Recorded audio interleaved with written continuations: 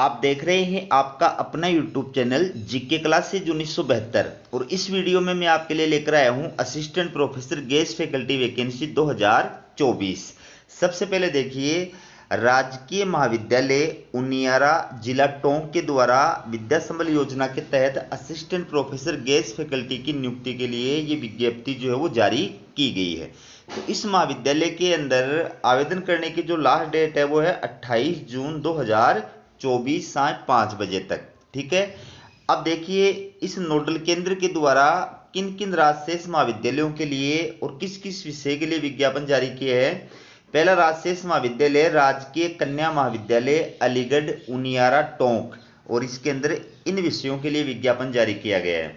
दूसरा राजशेष महाविद्यालय राजकीय कन्या महाविद्यालय नगर फोर्ट, इसके अंदर इन विषयों के लिए विज्ञापन जारी किया गया है। बाकी जो डिटेल है वो सारे विज्ञापनों की मैं आपको एक साथ विस्तार से बताऊंगा।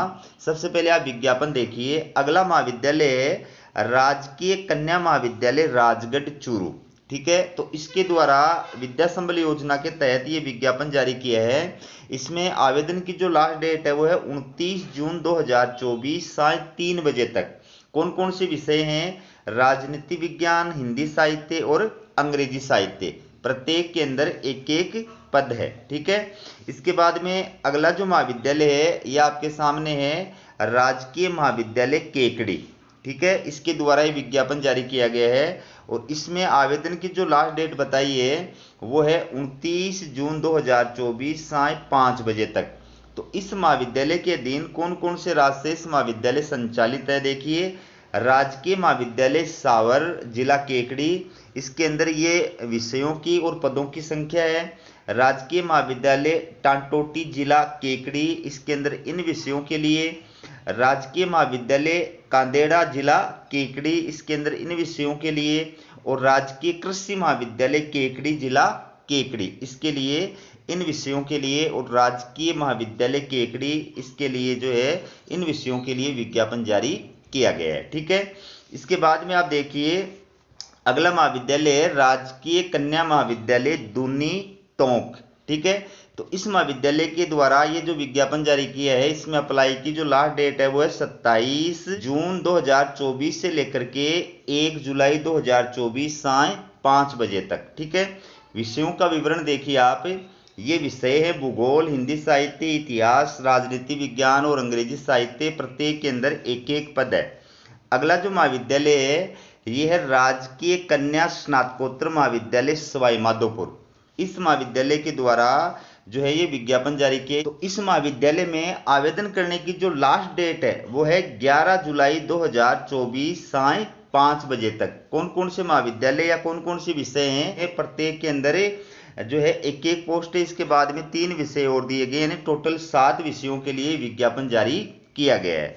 अगला जो महाविद्यालय है यह है राजकीय महाविद्यालय नादौती जिला गंगापुर सिटी। तो इसके अंदर ये जो विज्ञापन जारी किया है इसमें आवेदन की जो लास्ट डेट है वो है 29 जून 2024 साय 5 बजे। विषय हैं राजनीति विज्ञान, भूगोल, समाजशास्त्र, संस्कृत, अंग्रेजी साहित्य, हिंदी साहित्य और इतिहास।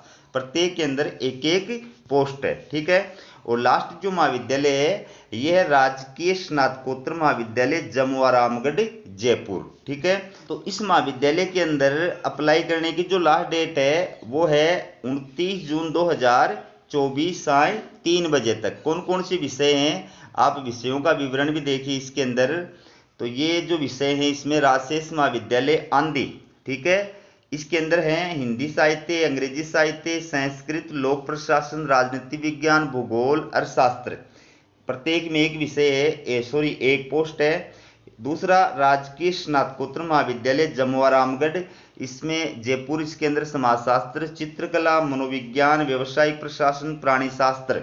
तीसरा जो महाविद्यालय है स्नातकोत्तर इतिहास यानी पीजी इतिहास के लिए। प्रत्येक के लिए एक एक पोस्ट है। तो ये टोटल जो है इस वीडियो के अंदर में 7 आपके लिए विज्ञापन लेकर के आया हूँ। अब आप जो है कमेंट करके जो क्वेश्चन पूछते हैं उनके जवाब यद्यपि मैं आपको वीडियो के अंदर देता हूं, लेकिन आप लोग क्या है कि वीडियो पूरा देखते नहीं हो, इसलिए आप कमेंट करके वो क्वेश्चन जो है वो पूछते हैं। तो आपकी समस्या ये है कि एक तो आवेदन फॉर्म कहाँ से डाउनलोड करें। तो देखिए, जिस महाविद्यालय के द्वारा ये विज्ञापन जारी किया जाता है उस महाविद्यालय की ऑफिशियल जो वेबसाइट है, आप गूगल पर उस महाविद्यालय का नाम सर्च कर लीजिए, या विज्ञापन में ऑफिशियल वेबसाइट भी दी गई होती है, तो उस ऑफिशियल वेबसाइट पर जाकर के आप जो है विद्या संबल योजना का विज्ञापन जो है वो डाउनलोड कर सकते हैं। ठीक है, आपको ऑफलाइन अप्लाई करना है, आवेदन शुल्क कोई कुछ भी नहीं है, निःशुल्क है। ऑफलाइन आवेदन करना है। आवेदन फॉर्म के ऊपर ही ऊपर आपको जो है उस महाविद्यालय का नाम लिखना है जिस महाविद्यालय के लिए आप अप्लाई कर रहे हैं। फॉर एग्जाम्पल, ये विज्ञापन जारी किया है राजकीय महाविद्यालय उनियारा, जिला टोंक। अब इस महाविद्यालय के अंदर ये 3 राजशेष महाविद्यालय हैं। ठीक है, तो आप विज्ञापन के ऊपर सबसे पहले इनमें से जिस महाविद्यालय के लिए जो अप्लाई कर रहे हो उसका नाम लिखोगे। अगर 1 नंबर के लिए अप्लाई कर रहे हो तो इस महाविद्यालय का नाम लिखोगे, दूसरे नंबर वाले के लिए अप्लाई कर रहे हो तो इस महाविद्यालय का नाम लिखोगे। ठीक है, और दूसरी बात, एक नोडल केंद्र के अधीन अगर 2 आप कॉलेजों के अंदर अप्लाई कर रहे हैं, फॉर एग्जांपल आप 1 नंबर कॉलेज के अंदर भी फॉर्म फिलअप कर रहे हैं, 2 नंबर कॉलेज के लिए भी फॉर्म फिलअप कर रहे हैं, तो आपको दोनों के लिए अलग अलग फॉर्म फिलअप करना पड़ेगा, दोनों के लिए अलग अलग फॉर्म भेजना पड़ेगा। ठीक है, अब पूरा फॉर्म फिलअप करने के बाद में उसके पीछे, आवेदन फॉर्म के पीछे आपको पूरे डॉक्यूमेंट्स लगाने हैं। सबसे पहले 10वीं की मार्कशीट, उसके बाद में 10वीं का जो है आपके प्रमाण पत्र यानी सर्टिफिकेट, उसके बाद में 12वीं की मार्कशीट उसका सर्टिफिकेट, उसके बाद में बीए की अंक तालिका या बीएससी जो भी है उसकी अंक तालिका और उसका जो है उसकी डिग्री, उसके बाद में पीजी की अंक तालिका और उसकी डिग्री, उसके बाद में आपने नेट कर रखी है तो नेट, अगर सेट कर रखी है तो सेट, उसके बाद में पीएचडी कर रखी है तो पीएचडी। ठीक है, उसके बाद में जो एक्सपीरियंस सर्टिफिकेट है वो सारे लगाने, उसके बाद में आपने पेपर पब्लिश कर रखा है तो वो पेपर पब्लिश लगाने आपको सारे। ठीक है, उसके बाद में आपको कास्ट सर्टिफिकेट लगाना है।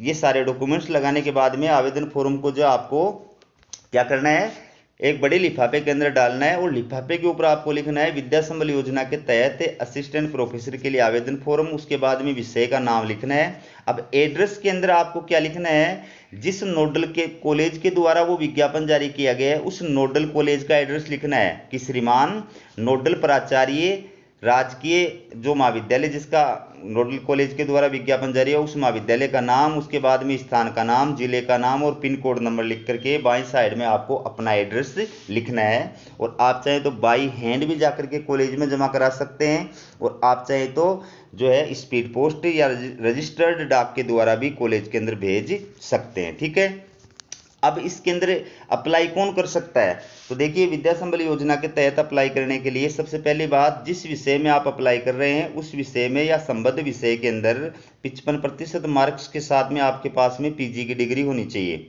इसके साथ साथ यूजीसी या सीएसआईआर के द्वारा जो राष्ट्रीय पात्रता परीक्षा आयोजित की जाती है नेट, वो आप क्वालिफाइड होने चाहिए, या फिर जो स्टेट पात्रता परीक्षा होती है सेट या स्लेट, वो आप क्वालिफाइड होने चाहिए, और या फिर यूजीसी रूल्स 2009 या 2016 के अकॉर्डिंग आप पीएचडी या एमफिल क्वालिफाइड होने चाहिए।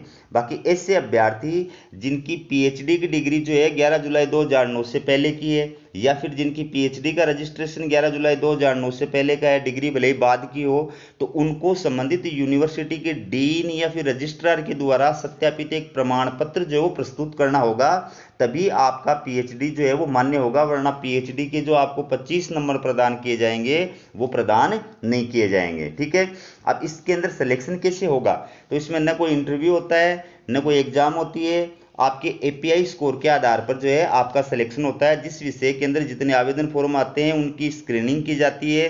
टॉप जो एपीआई स्कोर का अभ्यर्थी होता है उसको डॉक्यूमेंट्स वेरिफिकेशन के लिए कॉलेज के द्वारा कॉल किया जाता है, और डॉक्यूमेंट्स वेरिफिकेशन के टाइम पर आपको अपने ओरिजिनल डॉक्यूमेंट्स जो है सारे लेकर के उपस्थित होना होगा। उसके बाद में डॉक्यूमेंट्स वेरिफिकेशन होगा, उसके बाद में ज्वाइनिंग कराई जाएगी। ज्वाइनिंग से पहले आपको एक शपथ पत्र जो है वो प्रस्तुत करना होगा। ठीक है, तो इस प्रकार से इसके अंदर आपको ज्वाइनिंग प्रदान की जाती है। बाकी मानदेय का आप सबको पता है कि इसके अंदर 800 रुपये एक कालांश के मिलते हैं। बाकी ये रूल है कि एक सप्ताह में 14 कालांश से ज़्यादा आप नहीं ले सकते। आपको मानदेय जो प्रदान किया जाएगा वो 50 कालांश पूरे होने के बाद में प्रदान किया जाएगा, चाहे 50 कालांश आपके 1 महीने में पूरे हो, चाहे 1.5 महीने में या 1.25 महीने में या 2 महीने में, कितने भी महीने के अंदर जब भी आपके 50 कालांश पूरे हो जाएंगे आपको 40,000 रुपये मानदेय जो है वो प्रदान किया जाएगा। ठीक है, तो एक कालांश आधारित जो है व्यवस्था है, जिस दिन कालांश लेंगे उस दिन का आपको पेमेंट इसमें प्रदान किया जाएगा। अब आपको कब तक रखेंगे, तो जहां पर वार्षिक पद्धति के आधार पर जो है क्लासेस चलती हैं वहां पर तो आपको 24 सप्ताह या फिर 28 फरवरी 2025 दोनों में जो भी डेट पहले पूरी होगी तभी पद से हटा दिया जाएगा। बाकी जहां पर सेमेस्टर सिस्टम है तो या तो ये सेमेस्टर जो चल रहा है 1 जुलाई से, इस सेमेस्टर का जो कोर्स है वो पूरा हो जाए या फिर एग्जाम स्टार्ट हो जाए उसके पहले तक आपको जो है रखा जाएगा। ठीक है, बाकी इससे रिलेटेड कोई भी आपके क्वेश्चन है तो आप कमेंट करके पूछ सकते हैं। आपके कमेंट के सभी क्वेश्चनों का मैंने इसमें जवाब देने का प्रयास किया है। वीडियो कैसा लगा कमेंट करके जरूर बताइएगा। वीडियो देखने के लिए आप सभी का बहुत बहुत धन्यवाद।